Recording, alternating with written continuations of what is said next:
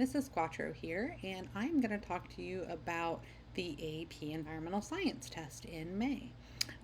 I put together a kind of all you need to know, as it says here, all you need to know about the APES test. That way you have a bit of background information before we go forward throughout this year. When I was discussing the syllabus with you, I believe it was last week that you watched that video, you would have seen, and I would have talked about, how my goal is for you to take the AP test in May. The reason why is because generally colleges prefer for you to have attempted to take the test and tried to take the test, whether you pass it or not, and they'll choose you over another student who has not attempted to take the test. There are several reasons besides that I say, hey, try and take the AP test.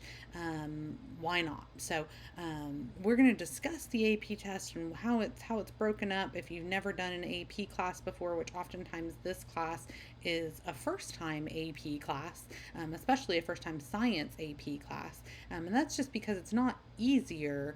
It's just more hands on, more tangible. The content is easier to understand because we see it on a daily basis, where like AP biology is more conceptual. You can't necessarily see the Krebs cycle, but you need to understand how it works. So again, not an easier class, but just the content is easier to grasp, if that makes sense. So we're going to talk about the test itself. You will have access to this PowerPoint whenever you get your iPads, which I hope will be tomorrow. So if you need to go back and reference this at any point, you can. All right, so the test this year, well, next year, 2023, will be Tuesday, May 2nd at 8 a.m. So we are the second day of AP testing. I believe AP testing starts on May 1st. We are at 8 a.m. I cannot remember what it's next to, like, goes along with. I want to say the noon one is psychology. I can't quite remember, but it's, or maybe AP Bio again. I don't remember. Y'all have to look it up. But it is at 8 a.m. So bright and early that morning. The test is 2 hours and 40 minutes long. 90 minutes is what you get for the multiple choice question section, and then 70 minutes for the FRQs, which stands for free response questions. Again, if you've never taken an AP class, they're basically like short little essays that you will have plenty of practice with in this class. By the time that you go to take the AP test, you will be super familiar with multiple choices and FRQs to the point where when you see them, they're not scary to you.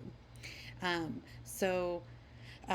some of the other AP classes, I think, have like data-based questions, DBQs. They're very similar. We just call them FRQs. So the multiple choice makes up 60% of your AP test, and the FRQs count for 40% of your AP test. So in order to pass the AP test, you need to do well on both. I can't remember if I have a slide in here. I don't think I do. So let me just say this now. In order to pass the AP Environmental Science test, you need a 3, 4, or a 5 in order to pass the test. A 3, 4, or a 5 counts. Now, some colleges take only 4s and 5s. So you would have to look at what college you're interested in going to and check with them. I believe College Board has a site that says this is what you can get on it if you're interested in going to this college, but almost all of them take 3s, 4s, and 5s. I'm sure you've seen it at this point now that you've been in class for a couple days now, but over on the side, opposite, or kind of close to the door, opposite to the windows, you should see an APES Wall of Fame.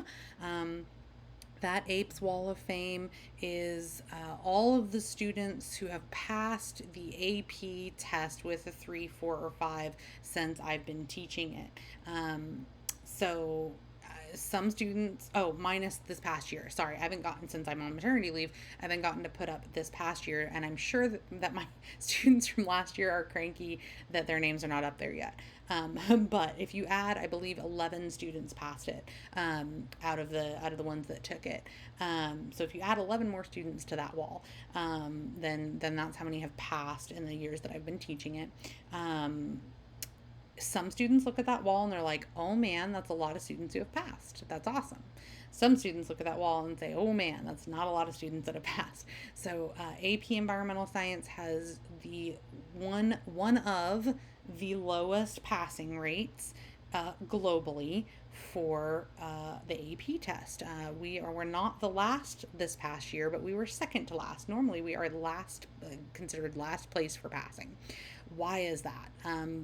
Generally because the test is very specific, and this class is often pushed as an easy course. So, hey, take this AP class and you'll definitely pass it. That's not the case. It is challenging. You have to work at this class, but that's just like any AP class. So if you put effort into this class, I promise you will. Well, I don't want to promise. The likelihood of you passing, it goes a lot higher. So, I'm not saying this to scare you. I'm just saying this to inform you that it is a challenging test. So if you go into this and you're motivated up until like November, and then you just crap out and you're like, never mind, this is too hard, or never mind, work is in the way, or never mind, I just don't care anymore, you're not going to pass the test. You need to stay motivated. Generally throughout this year, and I will continue to work with you and keep you motivated and keep you interested, and hopefully loving environmental science at the end. So and hopefully get your name on the APES Wall of Fame too, because isn't that fun to have your name up there, and there it will live. So all right, so kind of going back to this, so your test is May 2nd at 8 a.m. So the multiple choice portion is 80 questions. So you get, let's go back to it, 90 minutes to answer 80 questions. So that's like 1.12 minutes per question. Okay. And your tests in class will be broken up like that. You will have 1.12 minutes to answer those questions. So I will give you the correct number of questions. Generally, it's 20 questions on your test. Then you'll have a certain number of time to answer those questions. And when that time is up, the time is up. So you will have a lot of practice with getting good at answering questions quickly. Okay. The number, as it says here, is based on each major topic area. So we talked about this when we were discussing your syllabus. So the more questions, there are more questions about pollution than, more questions about pollution and global change. Sorry. So remember, global change is worth 15 to 20% of the test overall.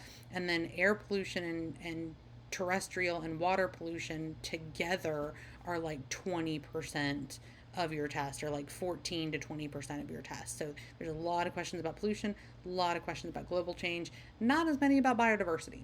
Okay. So that's your multiple choice. And then you have your 3 FRQs. So 3 questions that are FRQs. Remember, you've got 70 minutes to answer those 3 questions, which leaves about 23 minutes per question. On each of your unit tests, you will have 1 FRQ to answer. I will give you 23 minutes to answer that question. So again, this is not meant to be scary. I don't want you to be like, oh God, what do I do if I can't answer all of it in time? Like, we're going to have lots of practice, okay? Including tomorrow. You're going to start with your first FRQ tomorrow. Isn't that exciting? So, okay, so I'm excited. Even though I'm not there, I'm excited. So, 23 minutes per question. You're going to have 4 to 5 subparts per question. Sometimes there's more. This past year on the AP test, there were more than 4 or 5. There were like, trying to count, 10, I want to say. This past year, 9 to 10 subparts per question. But we'll practice. I'll show you what that looks like tomorrow. The total points are worth 10. So each FRQ is worth 10 points, which means you can get, up to 10. On average, you actually are aiming for 4 to 5 points per FRQ. So you can get 10. Your goal is to aim for 4 to 5 per FRQ, and that will get you to pass the AP test. Okay. You can get partial credit. So, for example, if you answer subsection part A and B, but not C and D, you can still get partial credit. Okay. So it's not just like, hey, I have to answer each part of the FRQ perfectly. You don't. You just have to answer each subpart the correct way. Okay, so let's talk about the three FRQs because there are three different types of FRQs, and these are the three FRQs, and they will be in this order on the test.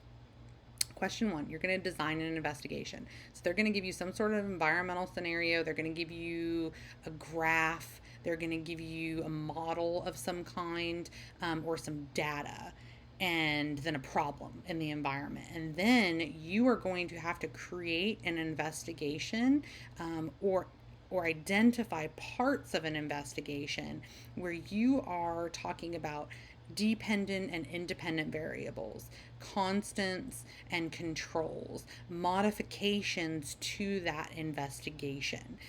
So you'll have to possibly design or explain a concept in that data or that model or a picture or whatever, analyze it and analyze the research, and then describe how to deal with it.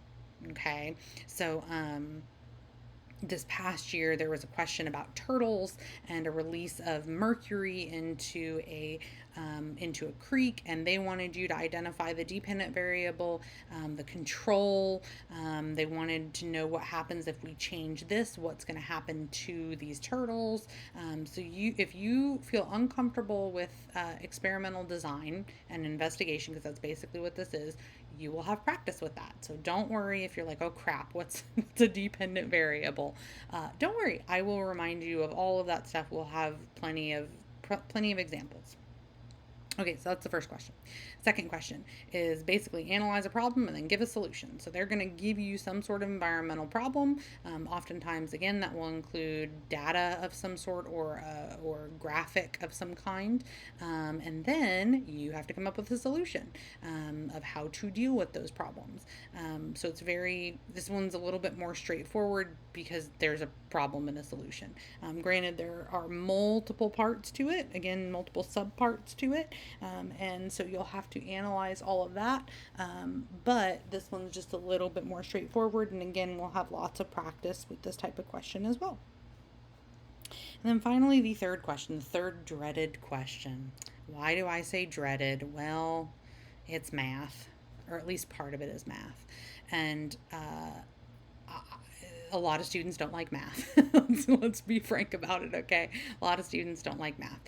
So basically what's going to happen is you'll be given, guess what, an environmental problem, and then you're going to have to come up with a solution by doing some math, okay? Now, you can use a calculator, and why I say that, because some AP classes, you can't use a calculator on it, and actually up until about 3 years ago, you were not allowed to use a calculator in AP Environmental Science at all, in any way. So I used to have to teach long division in this class because nobody remembered how to do long division. So you can use a calculator at this point, which is great.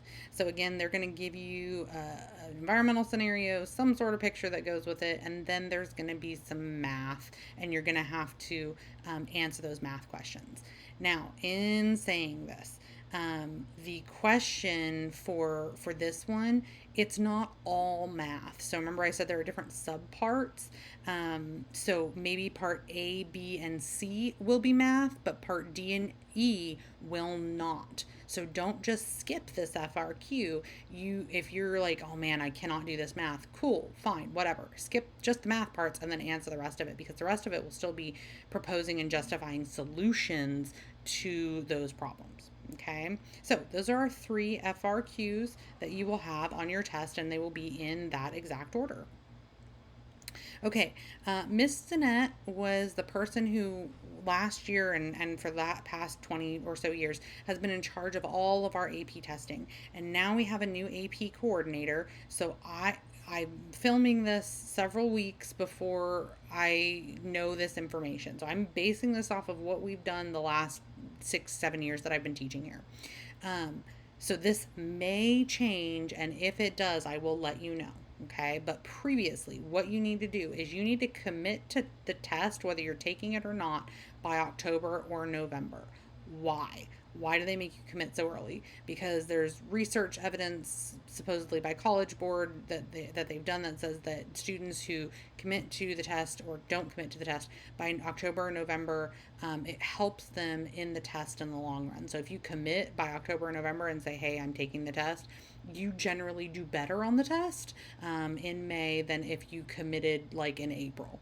Okay, so you need to commit by October and November. Again, if that changes, I will let you know, but that's how it's been the last several years. If you do not want to take the test, you need to let me know. Again, this could change. They might set it up differently, but normally everyone is signed up to take the test automatically. So if you don't want to take it, you have to tell me or the new AP coordinator, and they will change it. But right now, that's the case. You can change it later if you're like, hey, October, November, yeah, I'm good to go. And then February rolls around and you're like, just kidding, I don't want to take it. You can change your mind, but it'll cost a lot because you're going to have a cancellation fee, and then it's not going to be covered by the school. Again, I don't know pricing right now because this is the beginning of school and we don't generally know until like September for the tests. But the last several years, it's been $25 for the first test and then $10 for every AP test after that. So if you come back and you say, hey, I want to take the test, but I said no, then, or I'm sorry, you say I want to take the test, but then you back out of it, then you're going to have to pay for the cancellation fee, and then it won't be covered by the school in any way. I've also had it the other way where I had a student who came in like March and said, just kidding, I want to take the test. And we weren't able to order a test for them. Sometimes you can, but then it won't be covered by the school. So that's one thing. You're going to commit early on, okay? I would rather you take the test and attempt it and get a 1 on the test than not take the test and not attempt it. Again, colleges would prefer for you to take the test and fail it with a 1 than just take the AP class and not take the test. For them, it looks like you took the AP test for the grade bump and then that's it. So they'd rather see you try, and hey, maybe they didn't do so well on the AP test. You know what? That's okay. They will take you over another student who just took the class to get the grade bump. Okay, here is my other reason for why you should take the AP test, besides it looks better for colleges, and that's money.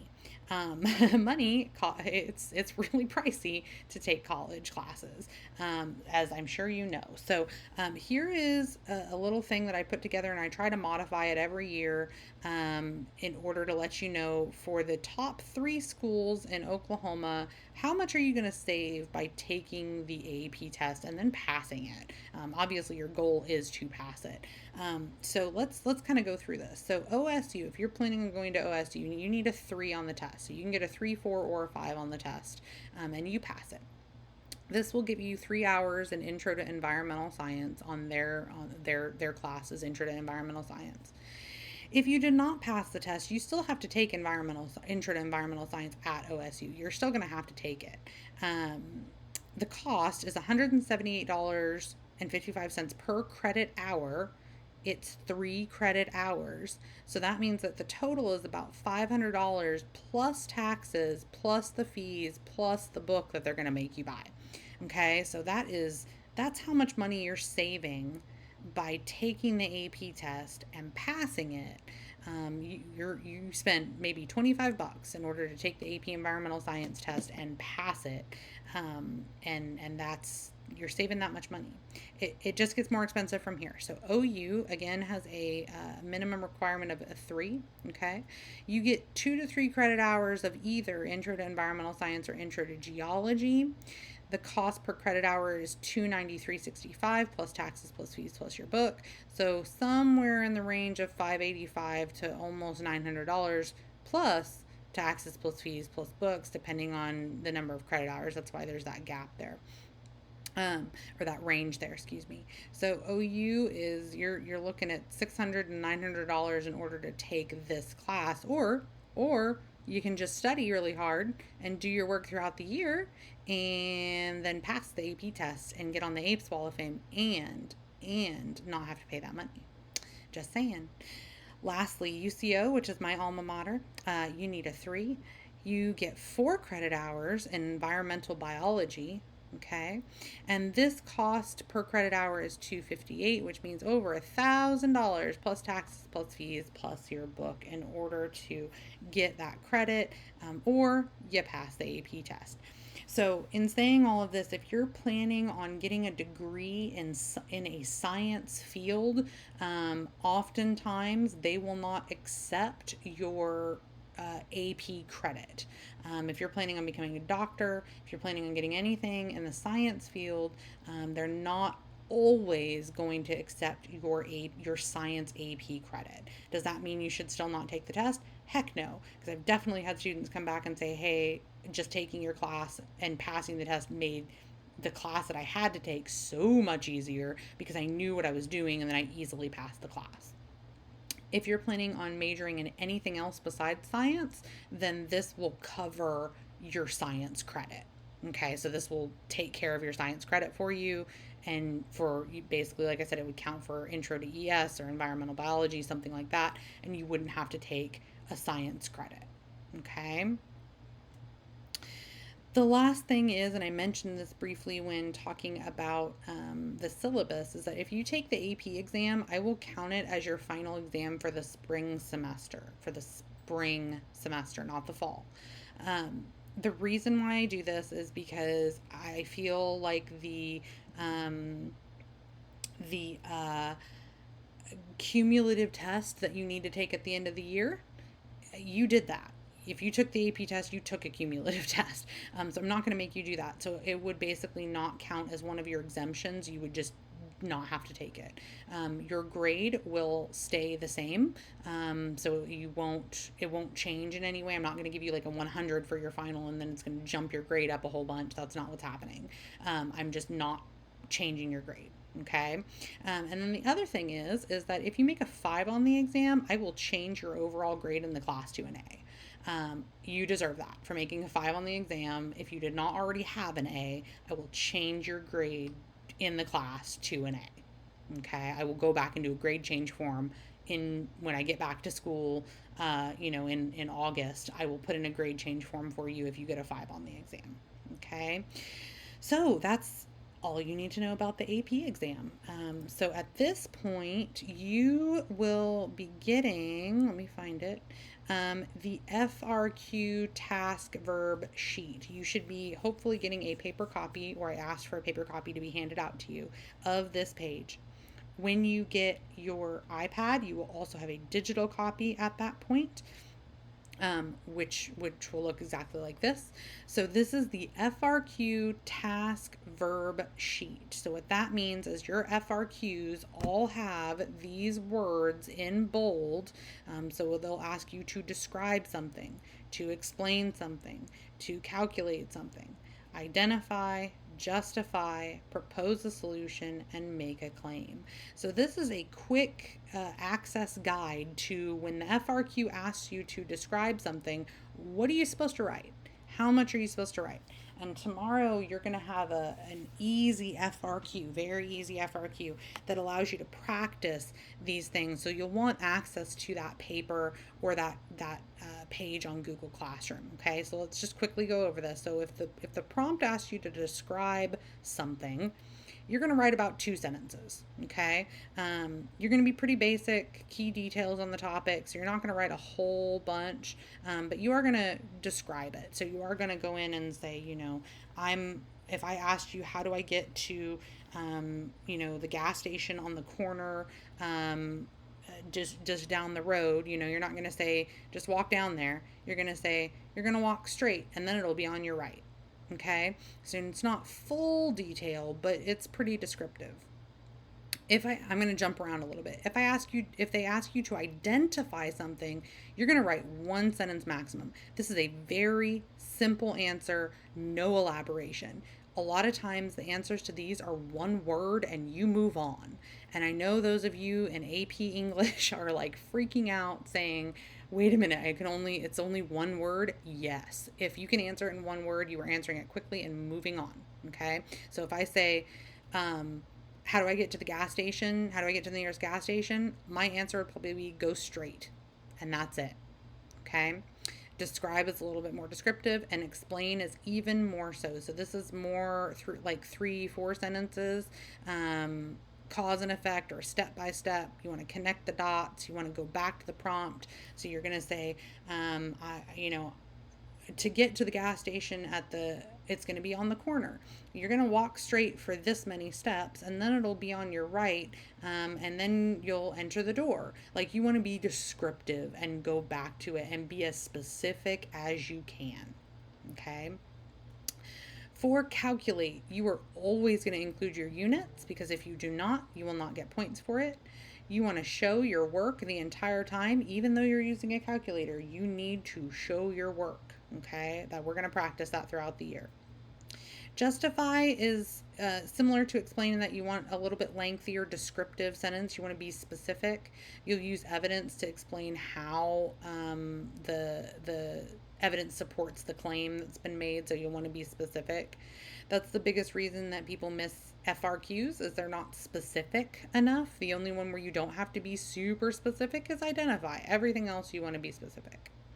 If you're proposing a solution that's about 2 to 3 sentences, again, you're using evidence and explaining how it solves the problem. So when you're writing out these answers, you want to pretend like the person that you're writing to or doesn't know any of this information. Okay.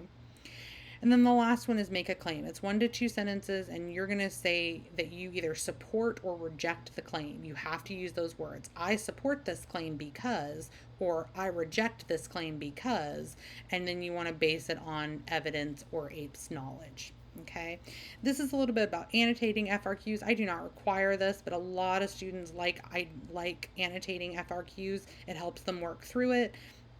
So you're more than welcome to annotate your FRQs. There are a couple bits of information that are helpful, like what does environmental mean versus ecological versus economic. There's some information for you there. And then restrictive modifiers, so except, other than, not related to, or related to, besides. So you'll use those as well, and then some other ways that you can continue annotating. Okay, so you should have this hopefully on paper. If not, it'll be on your Google Classroom tomorrow before you start your FRQ. Thanks so much. Hope you enjoyed. Bye-bye.